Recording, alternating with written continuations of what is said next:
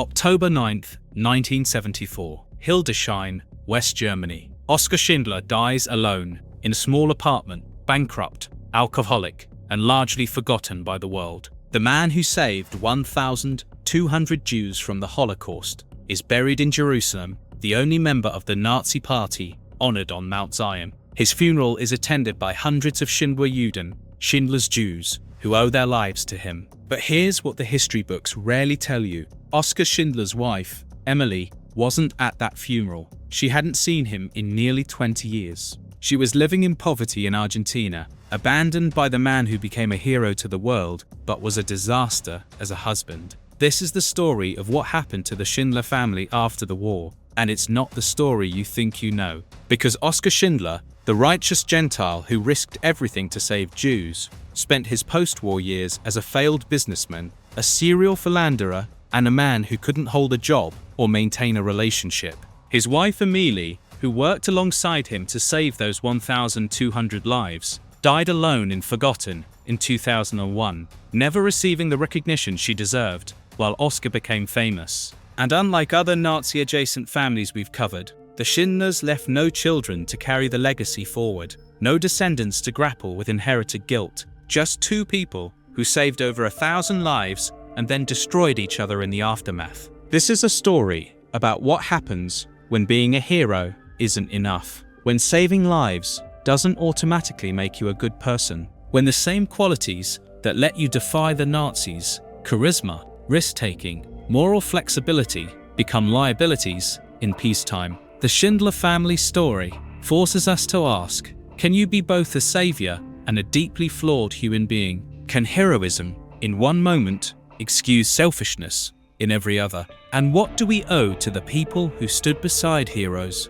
but never got the credit? The man before the myth. To understand what Oskar Schindler became after the war, you need to understand what he was before, and the answer is complicated. Oskar Schindler was born on April 28, 1908, in Zwickau, Moravia, now in the Czech Republic, to a wealthy Catholic family. His father Hans owned a farm equipment factory. Oskar grew up privileged, charming, and completely irresponsible. He was a terrible student. He loved motorcycles, fast cars, and women, especially women who weren't his wife. He had expensive tastes and no discipline. He joined the Nazi Party in 1939, not out of ideological conviction, but because it was good for business in occupied Czechoslovakia. In 1928, at age 20, he married Emilie Pelzel, the daughter of a wealthy farmer. She was 19. By all accounts, it was a love match initially, but Oskar was constitutionally incapable of fidelity. He had affairs constantly, drank heavily,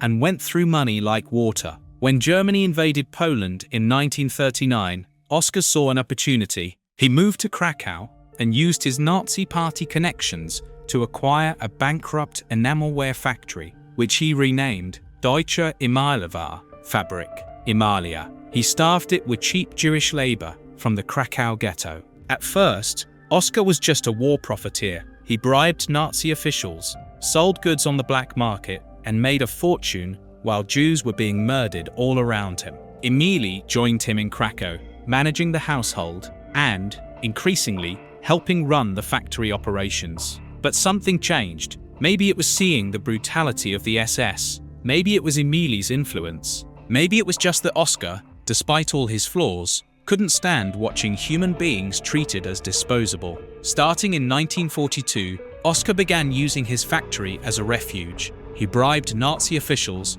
to classify his Jewish workers as essential to the war effort. He protected them from deportations. He spent his entire fortune and went into massive debt, bribing SS officers and Nazi bureaucrats to keep his workers alive. In 1928, at age 20, he married Emilie Pelzel, the daughter of a wealthy farmer. She was 19. By all accounts, it was a love match initially, but Oskar was constitutionally incapable of fidelity. He had affairs constantly, drank heavily, and went through money like water. When Germany invaded Poland in 1939, Oskar saw an opportunity. He moved to Krakow and used his Nazi Party connections to acquire a bankrupt enamelware factory, which he renamed Deutsche Emilie Fabrik, Emilia. He staffed it with cheap Jewish labor from the Krakow ghetto. At first, Oskar was just a war profiteer. He bribed Nazi officials, sold goods on the black market, and made a fortune while Jews were being murdered all around him. Emilie joined him in Krakow, managing the household and, increasingly, helping run the factory operations. But something changed. Maybe it was seeing the brutality of the SS. Maybe it was Emilie's influence. Maybe it was just that Oskar, despite all his flaws, couldn't stand watching human beings treated as disposable. Starting in 1942, Oskar began using his factory as a refuge. He bribed Nazi officials to classify his Jewish workers as essential to the war effort. He protected them from deportations. He spent his entire fortune and went into massive debt, bribing SS officers and Nazi bureaucrats to keep his workers alive. The Schindler Jews helped them escape. They wrote letters testifying to what the Schindlers had done, provided money, arranged safe passage. On May 8, 1945, Oskar and Emilie fled with 8 Jewish families in a convoy of vehicles, heading toward the American zone of occupation. During that flight, Oskar wore a striped concentration camp uniform given to him by a grateful survivor, so he'd be mistaken for a victim if they were stopped by Soviet forces. It worked. They reached the American zone safely. For the next 2 years, Oskar and Emilie lived as refugees in displaced persons camps in Germany, supported by Jewish relief organizations. They were broke. Everything Oskar had earned during the war had been spent on bribes. Emilie's inheritance was gone. The Jewish organizations helping them suggested emigration, somewhere far from Europe where being former Nazi Party members wouldn't be an issue. In 1949, with financial help from Jewish relief agencies, Oskar and Emilie emigrated to Argentina. They settled near Buenos Aires, bought a small farm with money raised by Schindler Jews, and tried to start over. Oskar was 41, Emilie was 41. They had survived the war, they had saved over 1,000 lives, and their marriage was about to completely fall apart. The farm that failed, the farm in Argentina, was supposed to be their fresh start, a quiet life, raising chickens and nutria, large rodents bred for fur, far from the chaos of Europe. It was a disaster from the beginning. Oskar knew nothing about farming. He had no patience for the slow, steady work it required. He drank heavily, gambled, and had affairs with local women. He made terrible business decisions, spending money they didn't have on equipment they didn't need. Emilie did most of the actual work, feeding animals, managing finances, trying to keep the operation afloat. She'd done the same thing during the war, handling the practical matters while Oskar schmoozed and bribed and charmed. But in Argentina, there were no Jews to save, no noble cause to justify his behavior. Oskar was just an alcoholic, womanizing failure, and Emilie was exhausted. By 1957, the farm was failing completely. They were deep in debt. Oskar blamed Emilie, Emilie blamed Oskar. The resentments that had simmered throughout their marriage, his affairs, his drinking, his irresponsibility, boiled over. Then Oskar made a choice that would define the rest of their lives. He left. In 1958, Oskar abandoned Emilie and returned to Germany, claiming he was going to rebuild his business career. He promised to send for her once he was established. He never did. Emilie was left alone on a failing farm in Argentina, broke, with no family nearby, watching her husband become famous half a world away while she struggled to survive. The hero who couldn't succeed,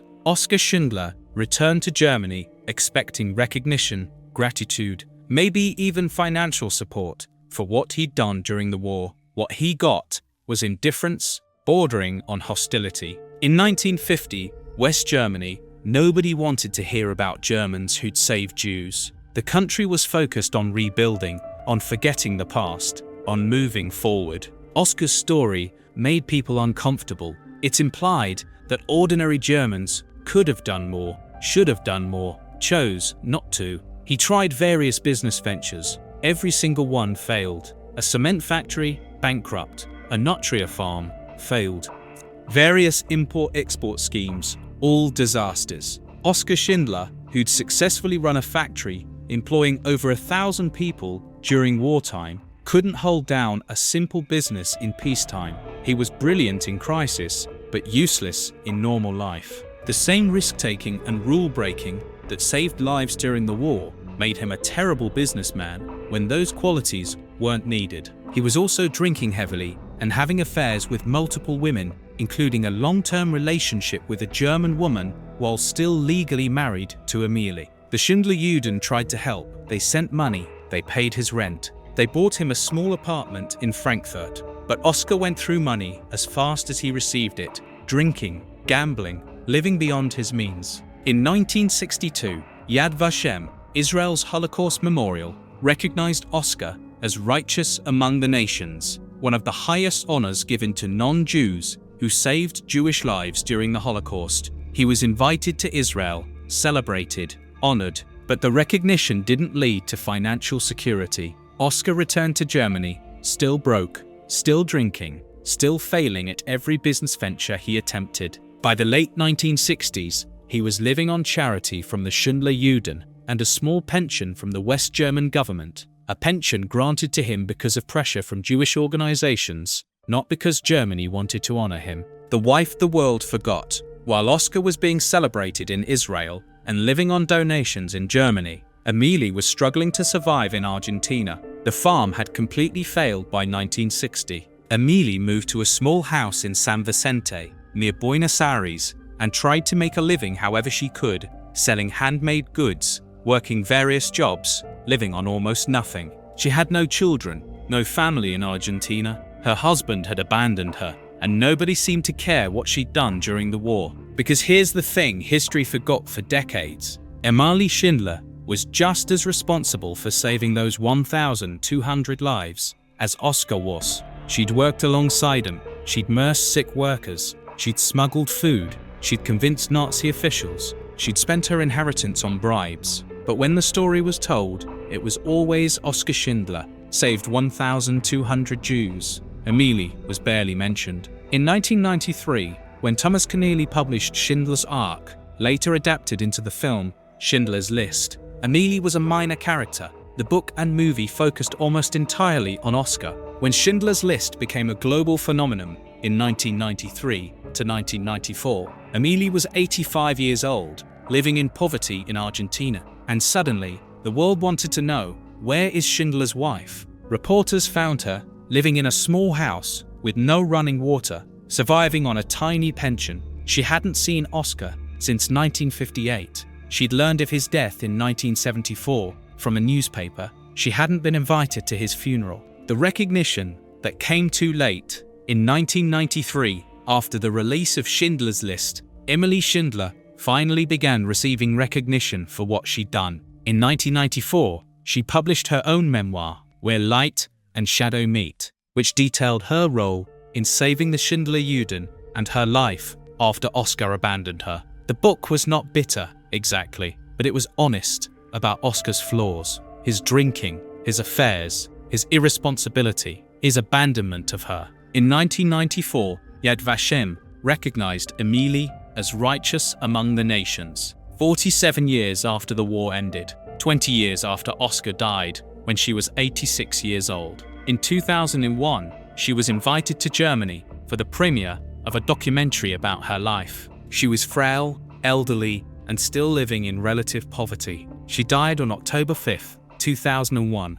at age 93, in her small house in Argentina. Unlike Oskar, who was buried with honors in Jerusalem, Emilie was buried in a quiet cemetery in Buenos Aires. Her funeral was attended by a handful of Schindler Juden who traveled to Argentina to honor her, but it wasn't the massive international event that Oskar's funeral had been. Even in death, Emilie Schindler remained in her husband's shadow. The legacy without descendants. Unlike every other family we've covered in this series, the Schindlers had no children. There are no descendants grappling with inherited guilt or pride, no grandchildren discovering their family history, no great-grandchildren changing their names or defending their ancestors. The Schindler legacy exists only through the 1,200 people they saved and the thousands of descendants those survivors had. The Schindler Juden and their children and grandchildren are the Schindler family legacy. They're living proof of what Oskar and Emilie did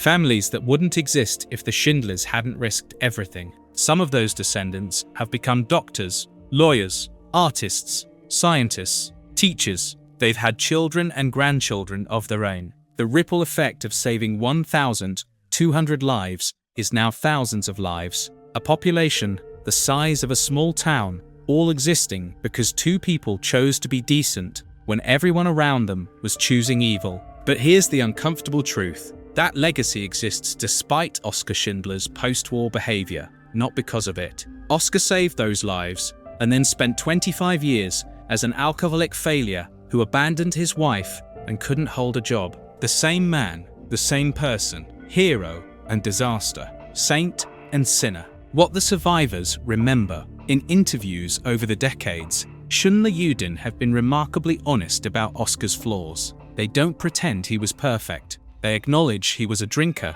a womanizer, a con man, but they also say, "He saved my life. He risked his life to save mine. Everything else is secondary." One survivor, interviewed in the 1990s, said, "Oskar Schindler was not a saint. He was a complicated man, but when it mattered most, when the choice was between evil and good, he chose good. That's what I remember." Another said, "He saved my mother, my father, my sister. Because of him, I exist. My children exist. My grandchildren exist. I don't care about his personal life. I care that I'm alive." The survivors also consistently praised Emilie, noting that she was just as responsible for their survival, but received almost no recognition until very late in life. Many Schindler Jews financially supported both Oskar and Emilie after the war. They paid Oskar's rent, sent Emilie money in Argentina, ensured neither of them starved. They felt it was the least they could do for people who'd given everything to save them. But they also didn't romanticize the relationship. They knew Oskar had abandoned Emilie. They knew he'd failed at everything after the war. They knew he died broke and alcoholic. They honored him anyway, because in the moment that mattered, he'd been there for them. The moral complexity of heroism. The Schindler family story, or rather, the Schindler marriage story, forces us to confront uncomfortable truths about heroism. We want our heroes to be pure. We want the people who do great good.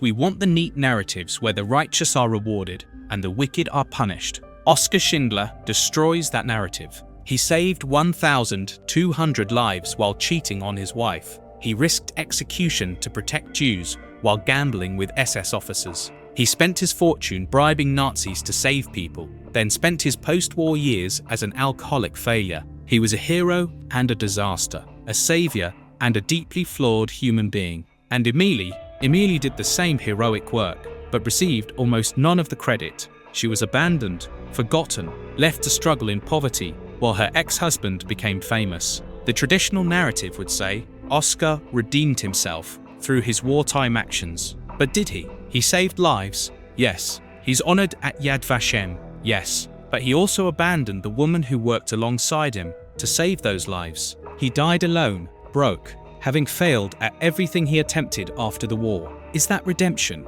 Or is it just proof that one act of heroism doesn't make you a good person? And what about Emilie? She did the same work, made the same sacrifices, lost the same fortune. But because she wasn't as charismatic, because she didn't schmooze and charm and tell the story as compellingly as Oskar did, she was forgotten for 50 years. Is that justice? Is that fair? The Schindlers saved 1,200 lives. That fact is indisputable. But the aftermath of that heroism was messy, painful, and deeply human, not the clean narrative we want from our heroes. The question of marriage, one of the most painful aspects of the Schindler story, is the question of the marriage itself. Oskar and Emilie were married for 30 years, 1928 to 1958. Though Oskar never divorced her, even after abandoning her, they saved over 1,000 lives together. They risked everything together. They lost everything together. And then Oskar left,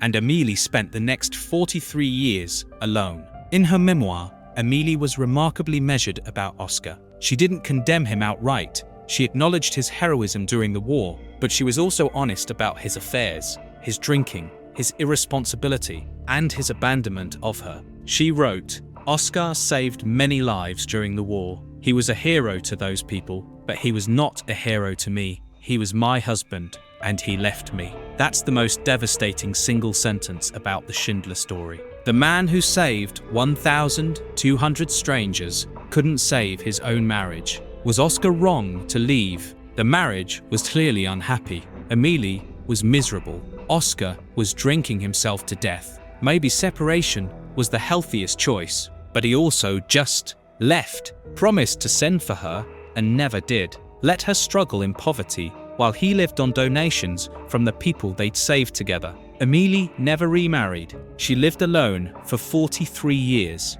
And when she finally received recognition in the 1990s, it was too little, too late. The grave on Mount Zion. Oskar Schindler is buried on Mount Zion in Jerusalem, the Catholic cemetery, not a Jewish cemetery, but still in the most sacred city in Judaism. His grave is visited by thousands every year. People leave stones, notes, flowers. He's honored as a righteous Gentile, a hero who saved Jewish lives. The inscription on his gravestone, written in Hebrew, reads, "Righteous among the nations." Emilie is buried in a quiet cemetery in Buenos Aires. Her grave is rarely visited. There's no major memorial, no thousands of tourists. Just a simple headstone in Argentina, thousands of miles from the people she helped save. This disparity, Oskar honored in Jerusalem, Emilie forgotten in Buenos Aires, encapsulates everything wrong with how their story was told for decades. In 2012, some Schindler Juden and their descendants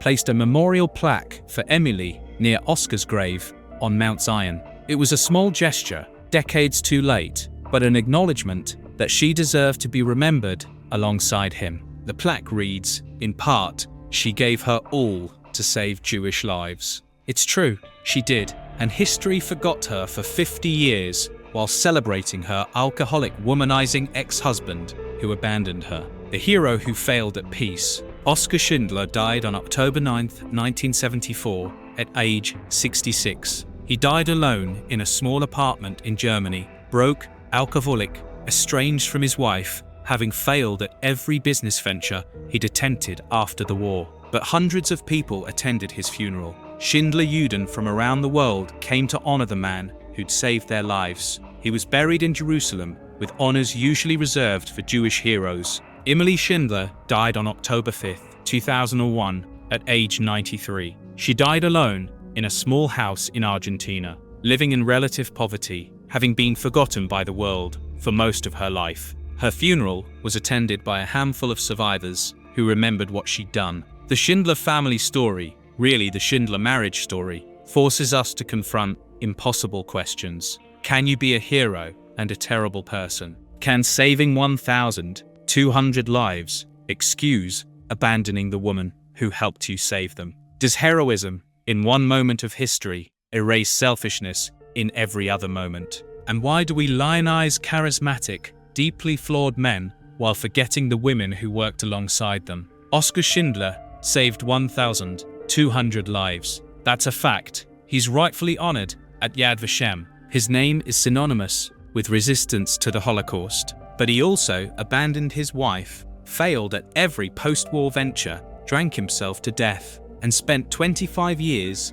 as a cautionary tale about what happens when heroism doesn't translate to everyday life. Emilie Schindler saved the same 1,200 lives. She worked just as hard, risked just as much, lost just as much, but she was forgotten for 50 years, died in poverty, and is buried thousands of miles from the people she saved. There are no Schindler children to grapple with this legacy, no grandchildren wondering how to honor their ancestors, no descendants choosing between defense and condemnation. There's just the legacy of 1,200 people who lived because two deeply flawed human beings chose to be decent when everyone around them was choosing evil. And thousands of descendants of those 1,200 people, children, grandchildren, great-grandchildren, who exist because Oskar and Emilie Schindler risked everything. The Schindlers saved a population. That's the legacy. Everything else, the failed businesses, the affairs, the alcoholism, the abandonment, the poverty, the forgotten wife, is footnote to that central fact. But the footnotes matter too. because they remind us that heroes are human, that saving lives doesn't make you perfect, that redemption is complicated, and that the people who stand beside heroes deserve to be remembered as more than supporting characters in someone else's story.